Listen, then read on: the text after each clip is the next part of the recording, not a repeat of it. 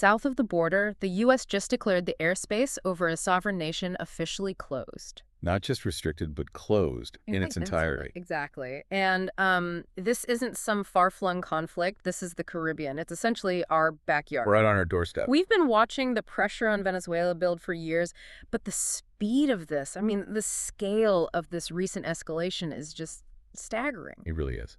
We've been given some explosive documents that detail this latest shift, and it all leads to that unprecedented presidential declaration to shut down Venezuelan airspace. And the deployment of massive U.S. military assets right off their coast. Mm-hmm. So what's our core mission for this deep dive? We need to figure out the full scope of this military action and really analyze the aggressive domestic and geopolitical motives behind it. Okay, so let's unpack that. The sources are pretty clear that the U.S. is prioritizing law and order. Stopping narcoterrorism, illegal migration. Exactly. And putting that over these, traditional international norms of sovereignty, we need to look at how Washington is projecting its power and, maybe more importantly, why they feel so justified in tearing down these established international fences to get what they want. Okay, so here's where it gets really interesting. Yeah. The U.S. isn't calling this an invasion, not of a state anyway. They are defining the enemy as foreign terrorist organizations, FTOs. That's the key. That redefinition is the legal move that unlocks everything else. Oh, so. Well, it lets the executive branch shift the whole framework from, say, law enforcement. Where you might make arrests. Right. To outright warfare. Yeah. The stated goal, according to these documents, is explicit. It's disrupting the logistics of cartels that are bringing, and this is a quote, deadly drugs and violence into the United States. So this isn't theoretical, it's a direct threat assessment. The administration is drawing a straight line from the chaos in the Maduro regime directly to the drugs and crime hitting American communities. And the military response has been, well, lethally direct. The documents show that since early September, U.S. forces have carried out at least 21 lethal strikes. 21. On suspected drug vessels in the Caribbean and the Pacific. In just a few weeks. The toll from that is significant. These actions resulted in at least 83 deaths. 83. Of alleged narco-terrorists. This is a level of kinetic action we just haven't seen in this region for decades. And to match that military pressure, they have also ramped up the financial pressure. Oh, right. The bounty on Nicolas Maduro. It's been doubled. From an already high $25 million to a massive $50 million. 50. So they're framing him as the head of a narco-terrorist state. That's the message. And this whole policy, it's clearly about securing our own borders by going after the source of the chaos. The president himself linked it all to border security, saying Venezuela has deliberately dumped hundreds of thousands of people into our country. So it's a very clear line they're drawing. Military action abroad for security at home. But that aggressive approach, it comes with some serious controversy back home. We saw lawmakers on both sides calling for a review after one particularly disturbing report. Yes. The report about the defense secretary issuing a verbal order? A very unusual one. Yeah. It alleged that during a September 2nd attack, the order was given for all crew members aboard a suspected drug boat to be killed. Not just detained or disabled. No, killed. So this raises huge questions about the rules of engagement, and Congress is demanding some vigorous oversight to find out what's really going on. It really feels like the rules are being rewritten to dismantle these cartels. But if the lethal strikes were aggressive, the next step was just an unprecedented challenge to international law. You mean the airspace closure? Exactly. That was the most direct challenge. I mean, the presidential declaration said the airspace above and surrounding Venezuela to be closed in its entirety. The audacity of that. One nation just asserting control over another nation's sky. Yeah, and it's all based on its own national security needs. When we talk about sovereignty, we usually think of land borders, right? But control of the sky it's just as fundamental. Oh, it's the ultimate symbol of being a state. Venezuelan government's response was furious. They called it a colonial threat and a hostile, unilateral, and arbitrary act. And they pointed to the Chicago Convention. Of course, Yeah. from 1944. For anyone listening who doesn't know, that convention is the bedrock of international aviation law. It grants every state complete and exclusive sovereignty over its airspace. So this is, by definition, a direct violation. It is.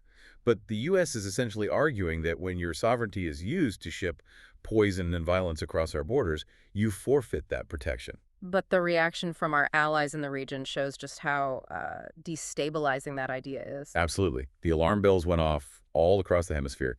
Even the president of Colombia, Gustavo Petro, a major U.S. partner, he publicly questioned it. I remember that quote. He asked, under what norm of international law can the president of one country shut down the airspace of another nation? And he went on to say, if that exists, the concept of national sovereignty and international law is over. That just perfectly sums it up. It shows how the U.S. is willing to tear down that international fence when it sees a national security threat. And, whereas the legal arguments are, the move had an immediate practical impact. It did. The FAA issued what's called a NOTAM, a notice to airmen, Warning pilots and airlines about a potentially hazardous situation. and the major airlines reacted instantly, canceled flights into South America. So Washington's power projection works, right? It's effective immediately, even if critics call it posturing. When the U.S. speaks through its military, the global economy listens. And that posture is backed by some serious force. This isn't just about stopping a few drug boats. It's a massive geopolitical muscle flex. We're talking about the USS Gerald R. Ford Carrier Strike Group. Yeah, this is the largest U.S. naval concentration in the Caribbean basin in more than 30 years. 30 years. And if we connect this to the bigger picture, the strategy is really aimed at countering these hostile powers moving into the region. You mean Russia, Iran, and China? Exactly. The sources say this is a direct response to them using Venezuela as a foothold to challenge U.S. influence. It's like a new Cold War theater. And analysts are viewing this as a rejuvenated Monroe Doctrine. Washington is using overwhelming military force to send a signal.